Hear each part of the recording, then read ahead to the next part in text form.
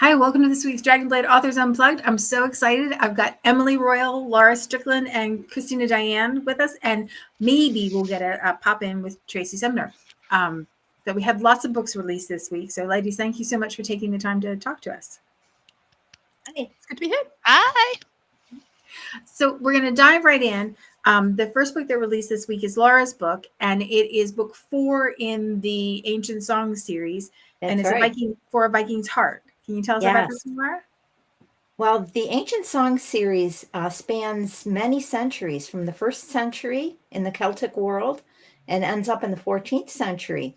So my hero and heroine have been through, this is the 4th book for Viking's Heart. They've been through 3 books, and they find each other in life after life after life, and they fall in love all over again.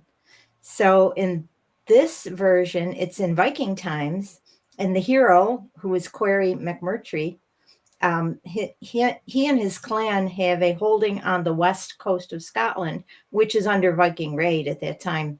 Most of Scotland is under Viking raid. And she, Hulda, is a Viking whose brother had come to attack Quarry's holding, and her brother lost his life in that attack. So Hulda gets a ship, and she gets her sword, and she comes to avenge her brother's death. But of course, as soon as she lays eyes on Query, that kind of goes out the window because she recognizes something in him. But they are, you talk about enemies to lovers, they are sworn enemies at this point.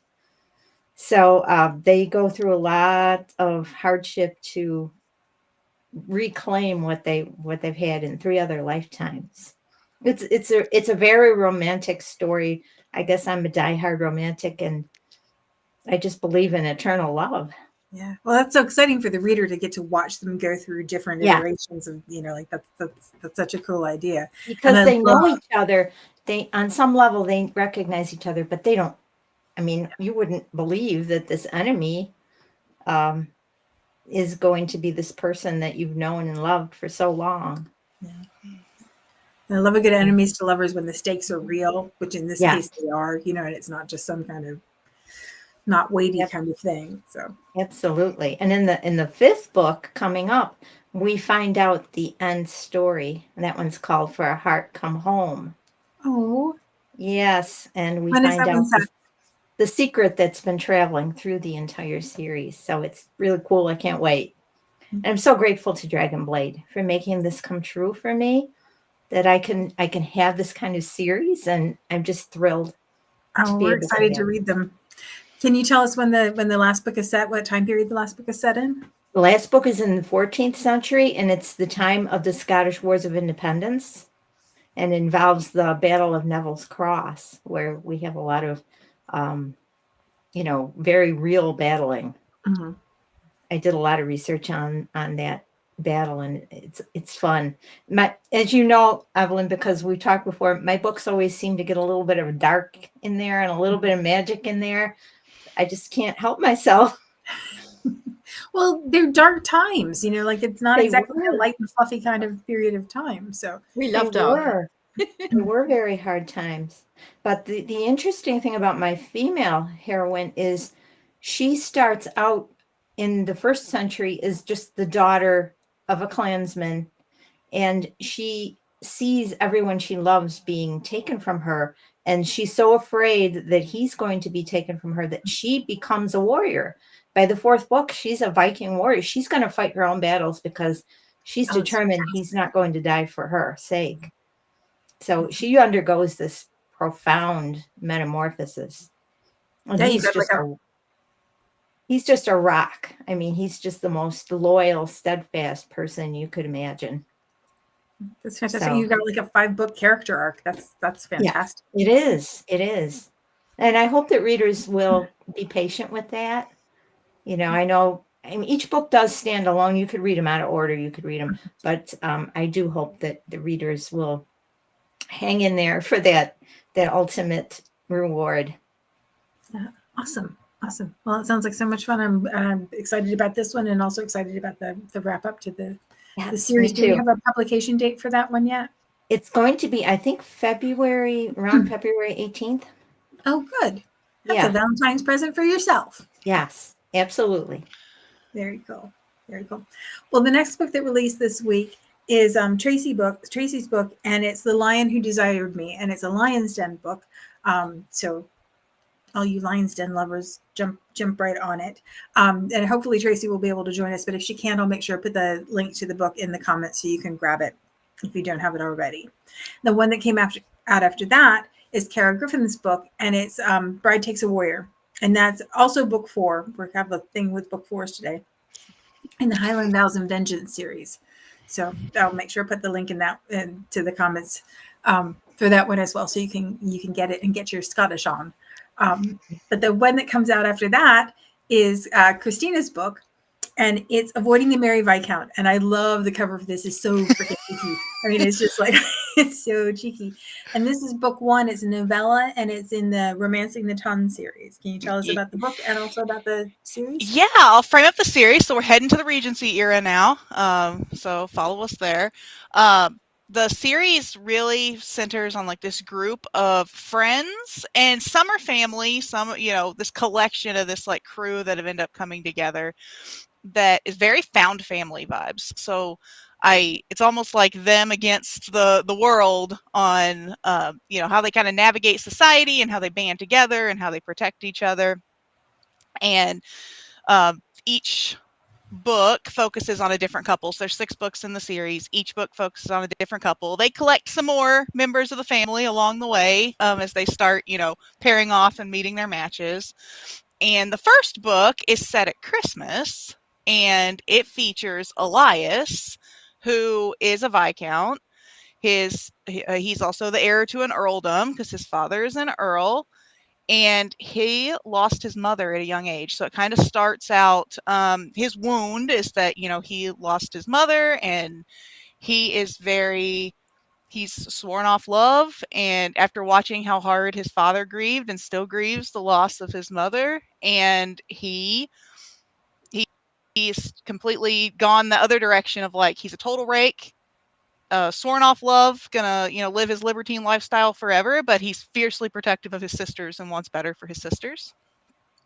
And then enter Lydia, who she was when she had her backstory is when she came into the scene on out in like the marriage mart, she was easily taken in by a rake, and somebody who wanted to marry her for her dowry, and she let him do a couple little things, maybe not all the way, and then ended up she ended up that he cheated on her, and she caught him, bad guy. And so she's coming into the scene of like, she is very does not trust a rake, does not want anything to do with that type of With person good or that type of reason. personality, with good Mhm. reason. And he's coming all, I'm rakish and I'm doing my Reiki things, and, that's who I am. But his family is hosting a house party. So now he's been summoned home to, play the good boy here for this house party. And then Lydia is one of the house guests that his sister invited, who she made friends with her. And these are, strong-minded, spirited women who collect other strong-minded, Mhm. spirited women. And so it's got this strong distrust to desire vibes. Mhm. Not exactly enemies per se, because there's a lot of like instant attraction, but it's got to overcome like his wound of this not wanting to love and not wanting to Mhm. like risk his heart, and like her like ability to learn to trust. Yeah, that's perfect. That you put them right against each other in exactly the right kind of way to drive the story forward. That sounds great.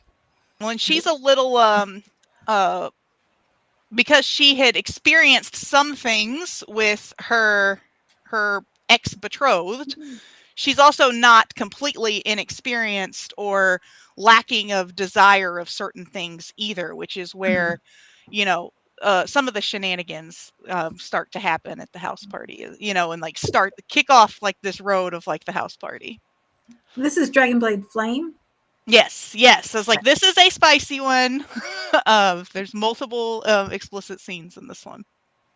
Once you open that door, it's hard to close it back again. I know. You know it.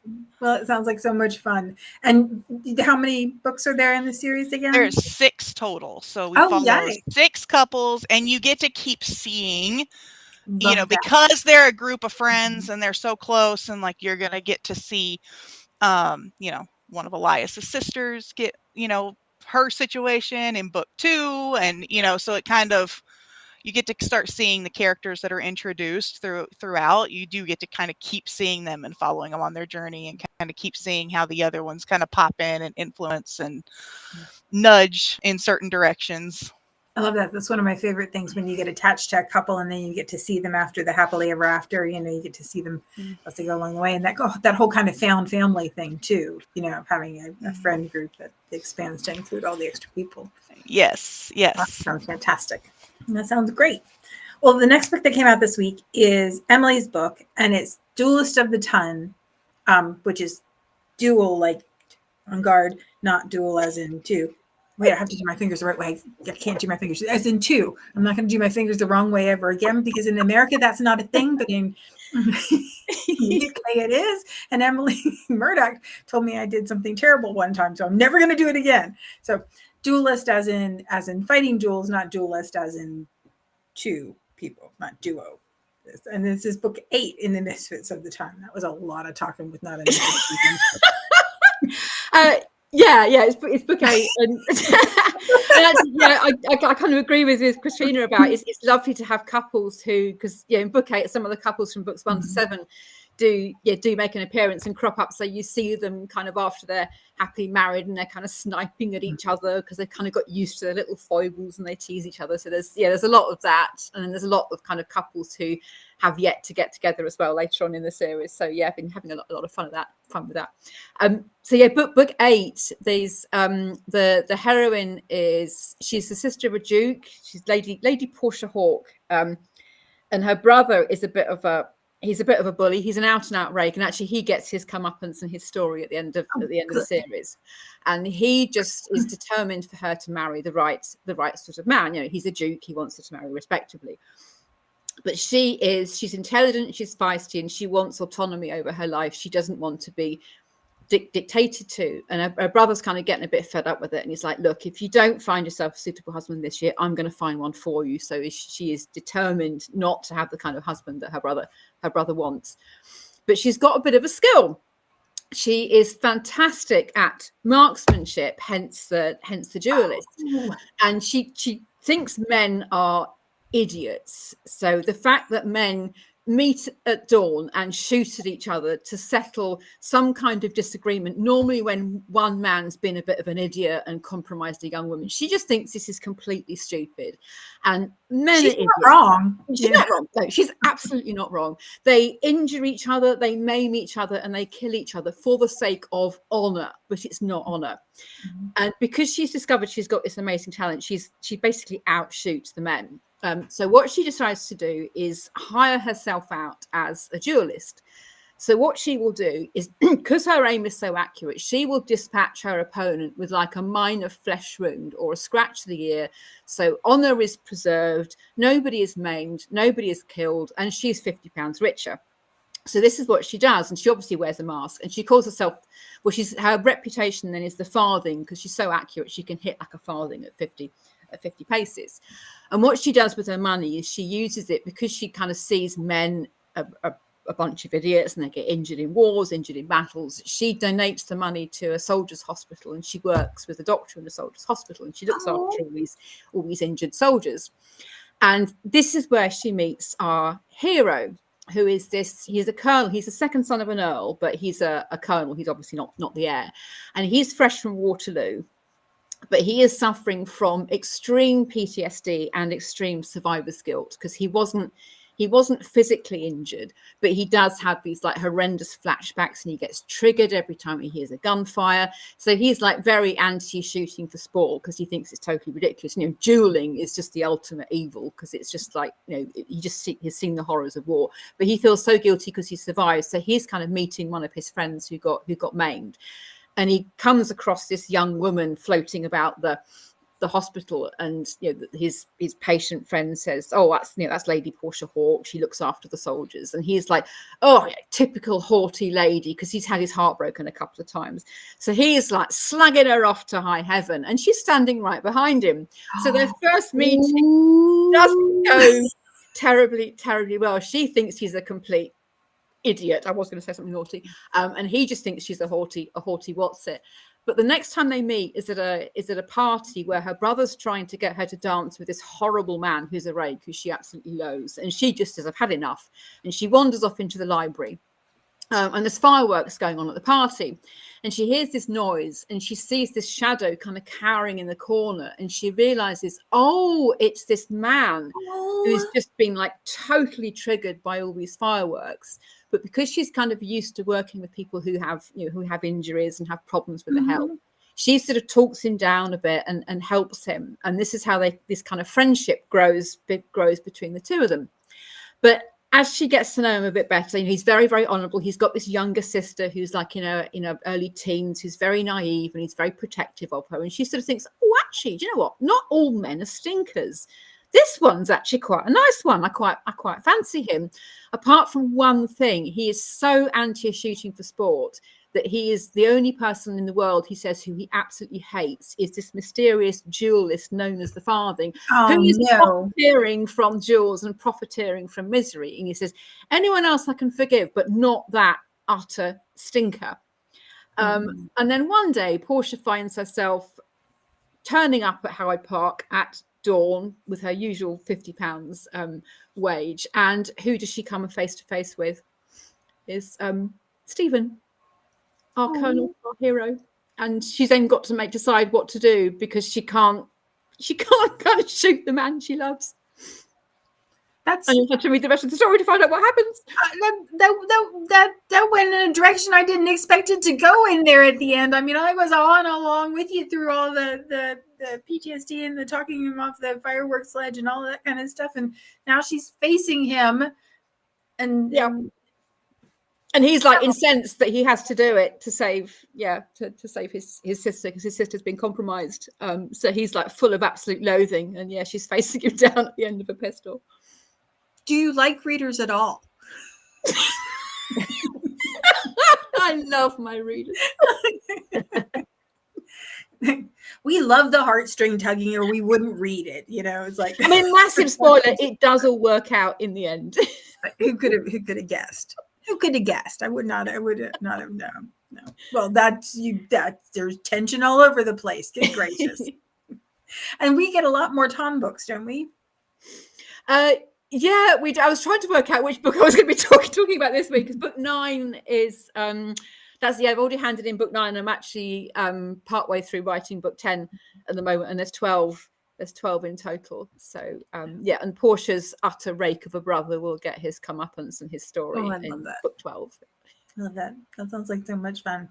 So since we ended up touching on it a little bit before, and I was just kidding about liking your readers, because I know that you do.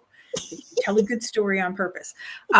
We talked on it a little bit before, and I know Laura and I have talked about it, about the idea of doing research into the periods that you write in and into the stories that you're writing. And then we just did the tugging on the heartstrings thing. Do you find yourself more drawn to the character part of your stories, or to the structure and plot of your stories? What's the thing that grabs you and keeps you writing? Look at you all jumping up to answer me right now. It's the characters for me.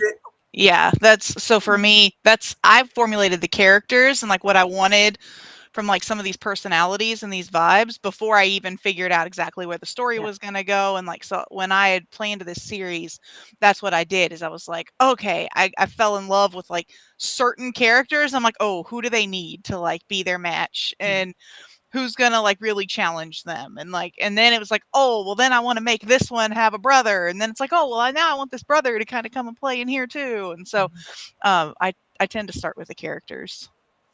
That makes sense.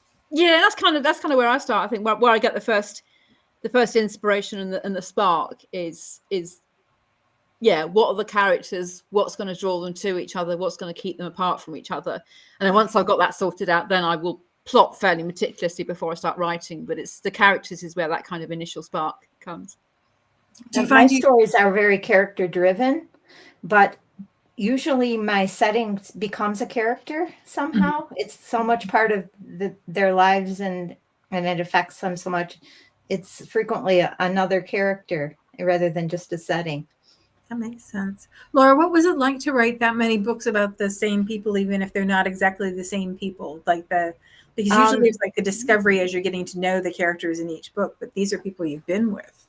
Yes, it was challenging, but it was fascinating because different aspects of them came through that would be personality aspects that you would expect to keep with yourself, like being honorable, and being courageous. And these factors did kind of come out of these characters all on their own for me.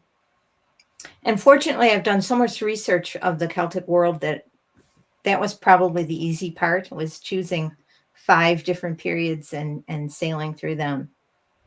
So the last one, I had never done a lot of research on that period. And boy, I did a lot of research on that period. I was at that battle.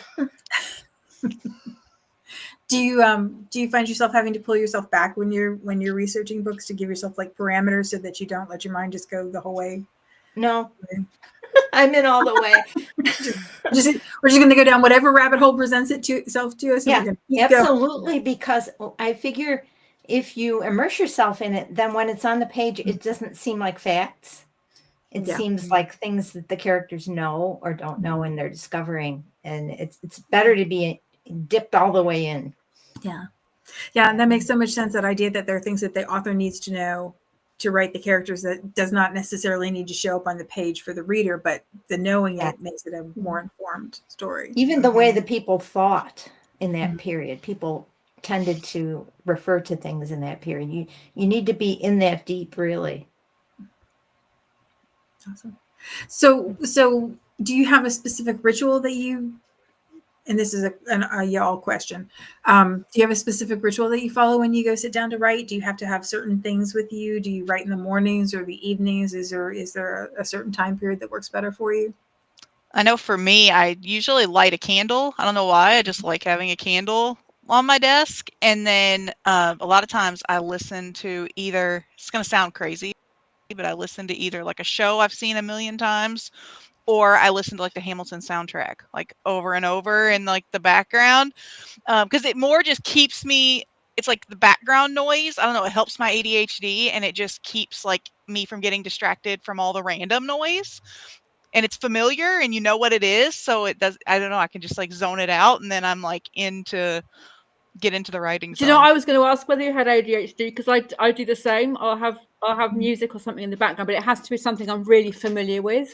If it's something new, or it'll kind of distract me, my little brain will go, oh, I haven't heard that before. What's all that about? It has to be something that I've played over and over and over and over and over again. So it's familiar. But you don't want to sing along. Right. There are times I would find that impossible, especially with the Hamilton soundtrack, because I do a mean King George. I would find it impossible not to be able to sing along. there are some moments where you're sitting there like, oh, and you're like, you get into like kind of singing to yourself for a minute, and like I don't know, it that definitely does happen, but a lot of times it's welcome. I usually write in the mornings. I get up around 5. And because it's quiet and there's nobody else usually but the dog. So I still write in a notebook with a pen. Oh, wow. And so I curl up on the sofa and I write away. We've got the fire going because we heat with wood. And I get a couple hours of uninterrupted time where it's just goes through me onto the page. The only drawback is I can't read my writing later because I get going so fast. I can't read it half the time. What is that word? And I love to have music on. Oh, love to have Celtic music on. But you're right, because I will stop. And this song is so good. I have to stop everything and listen to the song.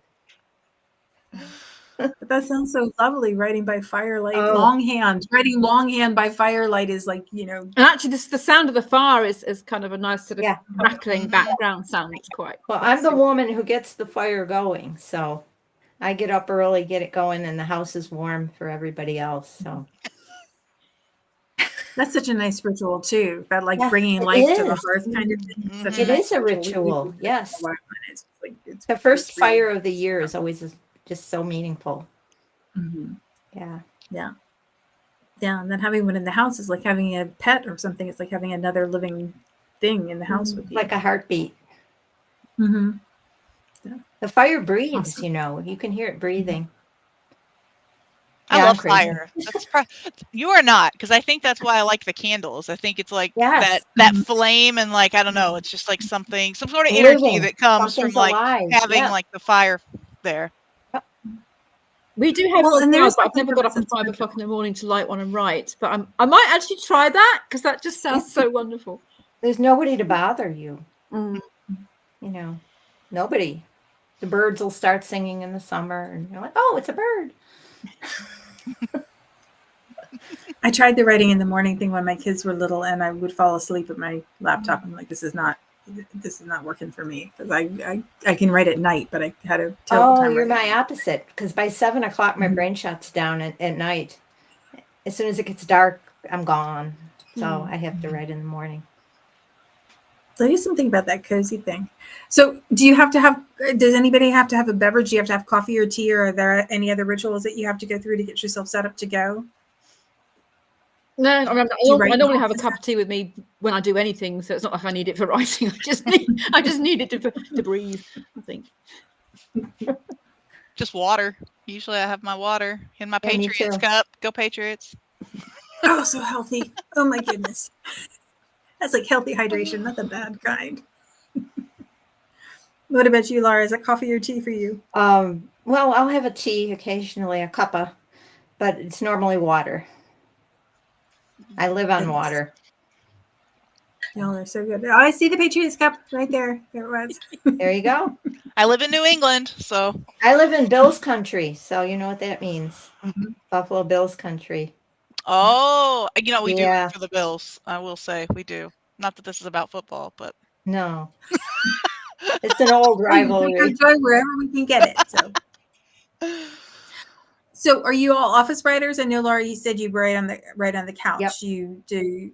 Emily and Christina, do you write in I'm a a nomad. specific I'll place? just write. I carry my laptop around with me, so sometimes I'll wake up and I'll open up my laptop and write on my knees before I get up, or I'll not quite sitting on the loo, but I've been sitting in the kitchen sometimes, and I'll just open the laptop. Or if I go away for work, I'll take it with me in bits and pieces. I do much better with like a focused setup. So I like having my big monitor, and I like being able to have like leverage multiple screens so that I can have like if you're doing research or you have things up that you want, like some character sheets and stuff that you want to reference. We've been renovating this New England bungalow style house here in Maine, and so I don't have an office at present. I share like a corner of like an office space with my husband, and so he's building this addition where my office is going to go. And that's one of the things I've been teasing my newsletter readers about, is like once we get to the place of like actually decorating the office, then I'm going to show some pictures and ask for some inspo ideas on like what kinds of things I should put in my office, and like once I get my dedicated space again. So that's exciting. Oh, that sounds so exciting. So if we sign up for your newsletter, we'll get to see pictures of your office space. Yes, I've been promising that it's gonna.